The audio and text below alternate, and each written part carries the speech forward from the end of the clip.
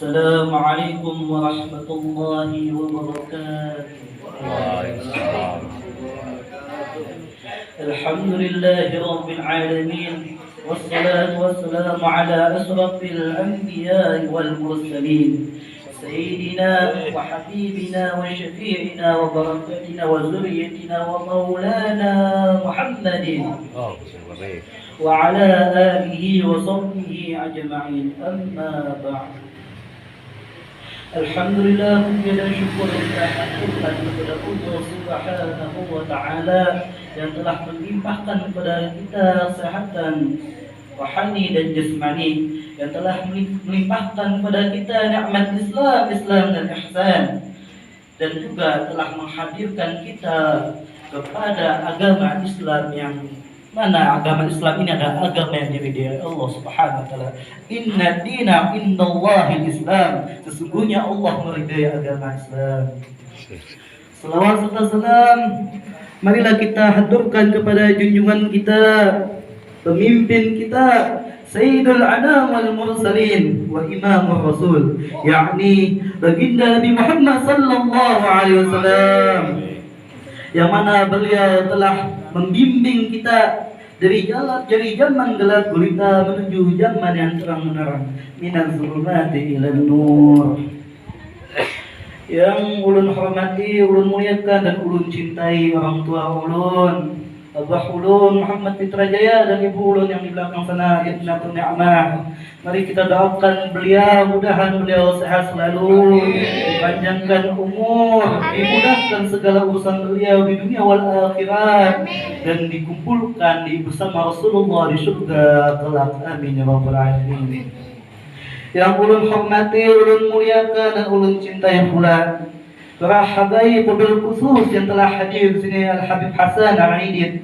Mudahan beliau termasuk salah satu orang yang dimana beliau ini adalah orang yang cinta pada Rasulullah.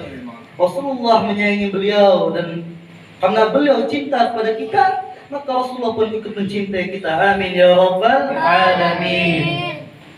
Alhamdulillah, alhamdulillahirabbil alamin. Syukran, saya sebesar-besarnya berterima kasih pada para hadirin yang dicintai Allah dan dirahmati Allah telah mau hadir di rumah ana ini. Saya tidak tahu mau bagaimana lagi mau berkata, tapi saya sebesar-besar mengucapkan syukran, terima kasih telah mau hadir di rumah ini. Mendoakan ulun sampai ke Tarim Hadramaut Yaman. Mudah-mudahan sampai yang semua bisa pergi ke Tarim Hadramaut Yaman. Sedikit saya akan mengisahkan. Seperti kita ketahui, kita telah membaca salah satu maulid yang mana maulid itu adalah maulid Habsyi yang dikarang oleh Al Habib Ali bin Muhammad bin Husain Al Habsyi. Beliau berhajat menciptakan atau menyusun maulid ini agar umat Rasulullah kenal dengan siapa Rasulullah itu. Disitulah Al Habib Ali bin Muhammad Al Habsyi menyusun syair, menyusun berbagai macam kalimat-kalimat indah untuk memuji Rasulullah SAW. Karena beliau tahu di akhir zaman ini para manusia akan lupa kepada Rasulullah SAW. Alhamdulillah, hajat beliau Al Habib Ali bin Muhammad Al Habsyi telah berhasil dengan doa, dengan niat yang setulus-tulusnya karena Allah Ta'ala. Akhirnya beliau berhasil, dan akhirnya kitab ini atau maulid ini dikenal sepanjang sejarah. Alhamdulillah, sebagaimana kita tahu karangan beliau, kitab Simtud Durar ini atau maulid Simtud Durar ini sangat terkenal. Bagaimanakah cara beliau mengangkatnya? Bagaimanakah cara beliau melaksanakannya? Dikisahkan waktu itu Al Habib Ali bin Muhammad bin Husain Al Habsyi sedang tawaf di Ka'bah. Waktu itu beliau ditemani oleh bapak beliau, yakni Al Habib Muhammad. Waktu beliau tawaf, beliau ingatan ada sesuatu yang bertinggal di rumah beliau. Padahal jarak antara rumah beliau dengan Ka'bah itu sangat dekat. Istilah kata, ini Ka'bah, ini rumah beliau, dekat sekali. Maka beliau minta izin kepada abah beliau, Abah, ulun izin mau ke rumah. Ya abah, apain? Ujar Al Habib Ali, saya mau ke rumah untuk mengambil barang, saya ada kelupaan. Kata abah mau ikut. Akhirnya Al Habib Ali bersama abah beliau Al Habib Muhammad bersama-sama bikin rumah. Tapi kali bingung, kenapa Abah mau mengikutiku padahal antara rumah dengan Ka'bah itu sangat dekat. Maka ketika sudah selesai ambil barang, kembalilah Al-Habib Ali bersama Abu beliau Al-Habib Muhammad tawaf kembali.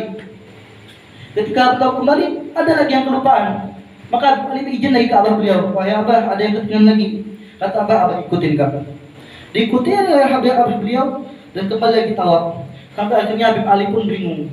Akhirnya Al-Habib Ali bertanya kepada Abah, Bah, kenapa kalian hendak mengikuti aku? Padahal antara rumah dan Ka'bah itu dekat. Kata Al-Habib Muhammad, wahai anakku Ali, sesungguhnya Abah mau menjaga pandanganmu dari segala maksiat. Begitulah cintanya orang tua kepada anaknya. Tidak mau orang tua membiarkan anaknya melihat maksiat. Begitulah bagaimana didikan orang tua yang luar biasa kepada anaknya. Guru saya juga ada menceritakan ketika masih kecil Al-Habib Ali dididik oleh ibunda beliau. Ketika itu ibunda beliau berkata, wahai Ali, apakah engkau pernah berjumpa dengan Rasulullah? Padahal waktu itu antara jarak Al-Habib Ali dengan Rasulullah sudah lama wafatnya. Ditanya oleh beliau, wahai Ali, apakah engkau pernah berjumpa dengan Rasulullah? Apa kata Al-Habib Ali, saya belum berjumpa. Karena waktu itu beliau masih kecil, masih dini. Apa kata ibu beliau? Aku tidak akan mengakuimu anak, aku tidak meridhoimu kalau kamu belum berjumpa dengan Rasulullah. Mendengar kata-kata itu, Al-Habib Ali bersungguh-sungguh menjalankan ibadah. Sunnah Rasulullah dikerjakan semuanya.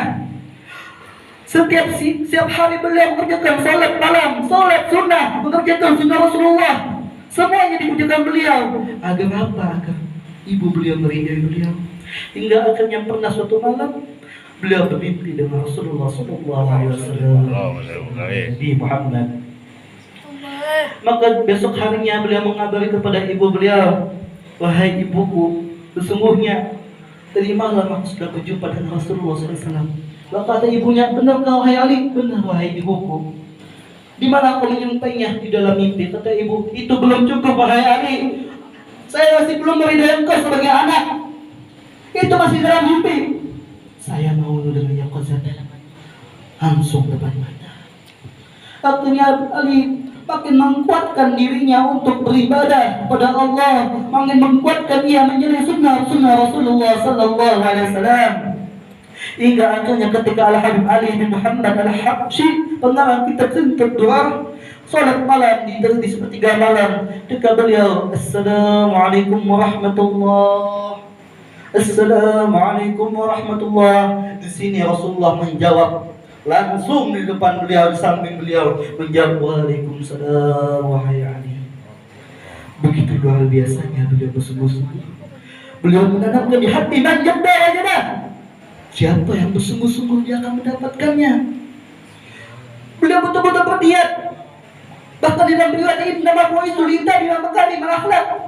Dengan akhlak itulah beliau bisa berjumpa dengan Rasulullah. Karena beliau berniat, innama a'malu binniyat. Segala sesuatu untuk dilakukan niatnya. Beliau ikhlas menjalankan niatnya, menjalankan perintah orang tuanya demi mengharapkan keridhaan orang tua dan Rasulullah Sallallahu Alaihi Wasallam. Dengan begitu, beliau langsung mengabarkan kepada orang tuanya, kepada ibunya, wahai ibuku, tadi waktu aku sholat aku berjumpa dengan Rasulullah. Kata ibunya, barulah aku beridai engkau sebagai anak. Begitu besar kemuliaan orang tua. Terkadang kita lupa, lalai. Termasuk anak sendiri, jujur, anak juga kadang lalai.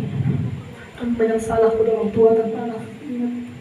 Tapi mumpung yang semua yang masih ada orang tua, tolong.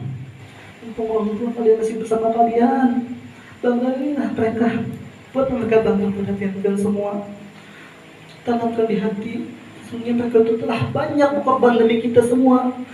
Ibu telah melahirkan kita, menyusui kita, membesarkan kita. Ayah telah bekerja banting tulang demi menafkahi kita. Jangan lupakan jasa orang tua. Kelak ketika kalian sukses kelak menjadi orang-orang besar kelak, jangan lupa jasa orang tua. Apalagi orang tua yang masih ada, cepat berbaktilah kalian kepada orang tua. Bahkan di dalam riwayat ada salah satu sahabat bertanya kepada Rasulullah SAW, "Ya Rasulullah, siapakah yang harus dimuliakan?" Apa kata Rasulullah? "Ibumu." Bertanya lagi itu sahabat, "Ya Rasulullah, siapa yang harus memuliakan?" "Ibumu." Bertanya lagi itu sahabat, "Ya Rasulullah, siapa yang kau muliakan?" "Ibumu." Rasulullah menyebut ibu sebanyak 3 kali. Maka dari itulah para ulama sepakat surga di bawah telapak kaki ibu.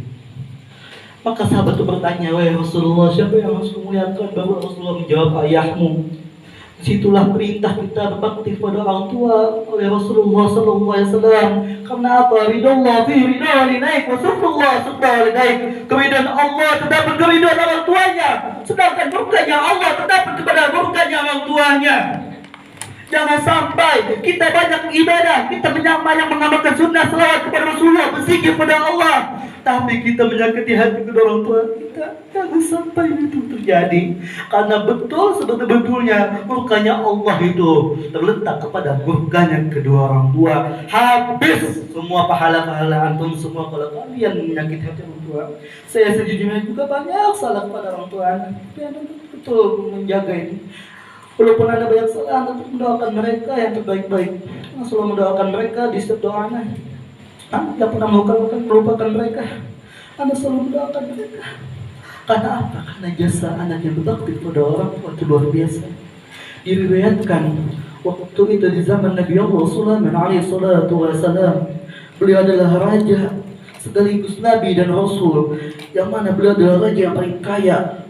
Ujung timur sampai ujung barat beliau kuasai semuanya. Tidak ada raja yang lebih hebat waktu itu selain Nabi Allah Sulaiman alaihi salatu wassalam. Maka waktu itu Nabi Sulaiman telah sedang mengendarai salah satu kendaraan beliau berupa angin. Ketika beliau mengendarai angin di tengah laut, beliau melihat di lautan itu terjadi pusaran yang sangat dahsyat. Maka beliau bertanya kepada angin, "Wahai angin, apa yang terjadi di situ? Bisakah kau buka lautan itu?" Ketika dibuka oleh angin, terdapat sebuah kubah yang berbentuk telur di dalamnya. Maka Nabi Sulaiman bingung bagaimana cara membuka ini. Maka Nabi Sulaiman memutuskan untuk bermunajat, berdoa kepada Allah Subhanahu wa Ta'ala. Maka atas izin Allah, kubah itu terbuka dan terdapat seorang pemuda yang hidup di situ. Maka Nabi Sulaiman bertanya kepada pemuda itu, "Wahai pemuda, bagaimana engkau bisa hidup di dalam kubah ini?" Kata pemuda itu, "Setiap harinya aku diberi makan oleh Allah di siang dan malamku. Dan di sini aku beribadah kepada Allah Subhanahu wa Ta'ala." Maka ditanya oleh Nabi Allah Sulaiman, "Wahai pemuda, bagaimana engkau mendapatkan kemuliaan ini?" Maka pemuda itu bercerita, "Dulu waktu ibuku masih hidup, ibuku adalah orang yang sangat tua renta dan belum memiliki banyak penyakit. Tapi waktu itulah aku sangat berbakti kepada beliau. Aku menyuapi beliau makan, aku menggantikan beliau pakaian, aku yang selalu membawa beliau kemana-mana. Hingga akhirnya di waktu ajal ibuku tiba, ibuku berdoa kepada Allah Subhanahu wa Ta'ala, 'Ya Allah, jagalah anakku dari gangguan jin, manusia, iblis. Semua ya Allah, jaga ya Allah.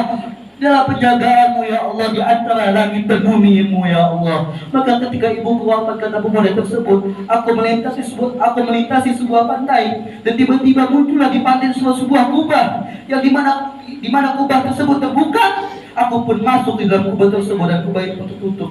Begitulah balasannya Allah Subhanahu wa Ta'ala kepada pemuda yang berbakti kepada orang tuanya. Wahai para hadirin wal hadirat, mumpung kalian masih ada orang tua, sayangilah mereka. Berbaktilah kepada mereka. Jangan kalian membentak. Ana juga menasihati diri Anda sendiri. Karena banyak salah pada waktu Anda.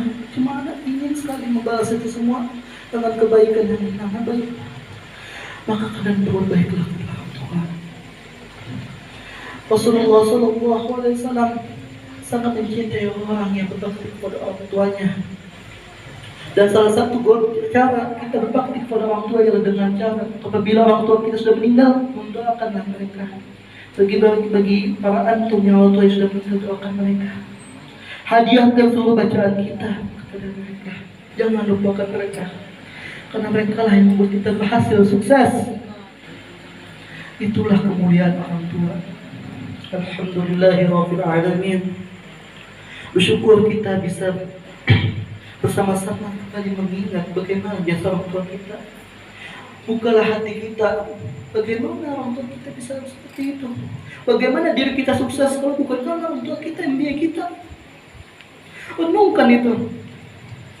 Ridallah fi ridha walidain. Sesungguhnya keridhaan Allah terdapat pada keridhaan orang tua.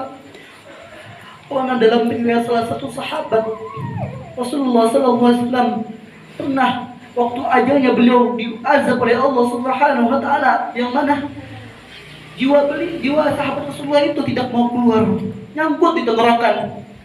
Maka kata Rasulullah, sesungguhnya sahabatku ini telah melakukan salah kepada orang tuanya. Pas ditanya Rasulullah pada sahabat yang lain, maka sahabat lain menjawab, ya Rasulullah, sesungguhnya sahabat ini mempunyai seorang ibu yang mana ibunya jauh dari kota Madinah. Maka kata Rasulullah, beliau menyuruh Bilal bin Rabah, hai Bilal, temuilah ibunya, kabarkan ibunya bahwa anaknya sedang dilanda ajal, yang dimana jiwanya atau rohnya tidak mau keluar. Maka Bilal bin Rabah mendengarkan apa perintah Rasulullah, sami'na wa ata'na ya Rasulullah. Maka Bilal bin Rabah mengembara sampai ke rumah ibu sahabat tersebut. Diketok oleh Bilal, tok tok tok, assalamualaikum. Dibukakan, waalaikumsalam. Ada apa? Kami atas perintah Rasulullah ingin mengabarkan bahwa anak ibu telah dalam keadaan sekarat, mau meninggal tapi tidak mau nyawanya tercabut. Apa kata ibunya? Biarkan anaknya seperti itu. Bingung Bilal, wahai ya ukhti, wahai fulanah, itu anakmu, kenapa kau berkata demikian? Sesungguhnya waktu dia masih hidup, dia lebih mementingkan istrinya ketimbang diriku. Padahal aku yang mengandungnya, kata wanita tersebut. Aku yang merawatnya dari kecil, aku yang membesarkannya. Tapi kenapa waktu besar dia lupa kepada diriku? Apa kata Bilal? Wahai fulanah, ditetap anakmu. Tetap ditolak oleh wanita tersebut. Akhirnya wanita itu pun kembali. Akhirnya Bilal kembali ke dalam rumah dan Bilal kembali kepada Rasulullah. Diadukan oleh Bilal kepada Rasulullah, ya Rasulullah, ibunya tidak mau memaafkan sahabat ini. Kata Rasulullah, kalau begitu aku yang akan pergi ke sana. Maka Rasulullah sendiri pun yang turun tangan pergi menemui ibu sahabat tersebut. Waktu diketok-tok oleh Rasulullah, assalamualaikum. Dibukakan, waalaikumsalam. Kaget wanita tersebut. Itu Rasulullah yang hadir. Kata Rasulullah, wahai fulanah, anakmu telah dilanda azab Allah, nyawanya tidak mau dicabut, tidak bisa keluar dari jasadnya. Apa kata ibunya? Ya Rasulullah, dia telah melupakanku, tuanku, dia telah mementingkan istrinya ketimbang diriku. Apa kata Rasulullah? Kalau begitu, aku perintahkan kepada sahabat yang lain untuk bakar saja sahabat yang itu. Mendengar kata Rasulullah ingin membakar anaknya. Apa kata ibu? Ya Rasulullah, ku ikhlaskan saja dia, ku maafkan dia. Karena sebenci apapun orang tua kepada anaknya, orang tua masih bisa memaafkan kepada anaknya. Jadi bagi antum yang masih salah kepada orang tua, maaflah. Jangan sampai terlambat. Mumpung yang masih orang tua itu, maaflah. Buat mereka bangga. Makanya orang yang makanya di pondok-pondok itu kami diajarkan agar bagaimana mendoakan orang tua. Saya diajarkan oleh guru saya, Kiai Haji Muhammad Abdul Muhid, ketika sudah selesai azan, doa azan bahari kita mausulatul qaimah, beliau menambahkan kepada kita doa Rabbighfirli wa liwalidayya sebanyak 5 kali. Dengan begitu kata guru saya Ustaz Abdul Muhammad bin Abdul Wahid, maka anak itu telah dikatakan anak yang berbakti kepada orang tuanya. Amalkan itu. Alhamdulillah selama di pondok saya mengamalkan itu. Bahkan saya menambahkan doa, Allahumma barik lana fi dzurriyyatina wa la tadurhum wafiqna wafiqhum li ta'atika warzuqna bi birrihim. Itu doa untuk anak kita, anak soleh. Jadi bagi yang mau anaknya soleh, baca doa itu setiap selesai azan. Maka insyaallah anak-anak sampai semua menjadi anak yang soleh dan solehah, yang nurut kepada orang tuanya. Para hadirin wal hadirat, saya Muhammad Haikal Ayubi meminta sebesar-besarnya maaf kalau ada salah-salah. Saya adalah manusia biasa yang penuh dosa. Jadi saya minta maaf atas nama ayah saya juga, ibu saya juga, keluarga saya mohon maaf sebesar-besarnya. Karena sebaik-baik muslim ialah yang saling memaafkan. Jangan sampai kita menjadi orang yang tidak saling memaafkan. Karena dalam riwayat, apabila salah satu saudara muslim ia bertengkar selama 3 hari tidak pernah berteguran, maka sebaik-baik tempat ialah neraka baginya. Jadi sama-sama kita berselawat kepada Nabi Muhammad sallallahu alaihi wasallam. Sallallahu ala Muhammad. Semuanya.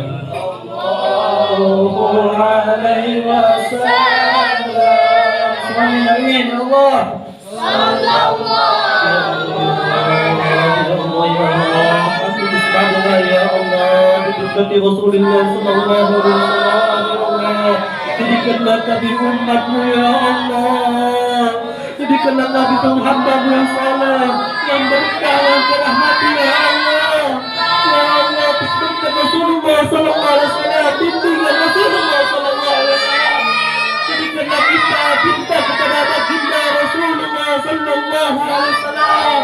Tulus mencintai beliau, pernah mengamalkan sunnah beliau.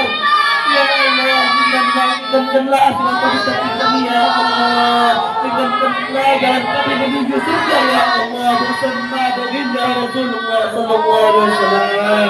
Ya Allah ya Allah, pastikanlah kami dalam husnul khatimah ya Allah, bukan su'il khatimah ya Allah.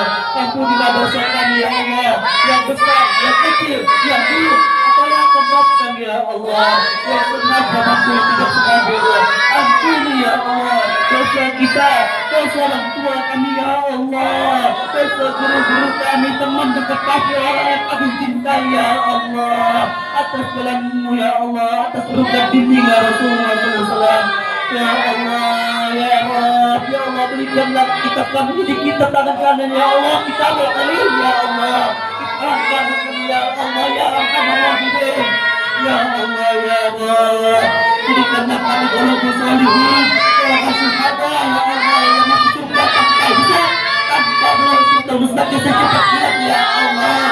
Atas berkat Rasulullah SAW, atas berkat Rasulullah SAW, atas berkat Rasulullah SAW. Ya Allah, berikanlah kami dengan begini kalimat agung, kalimat tauhid, kalimat yang Engkau muliakan ya Allah, yakni kalimat la ilaha illallah. La ilaha illallah. La ilaha illallah.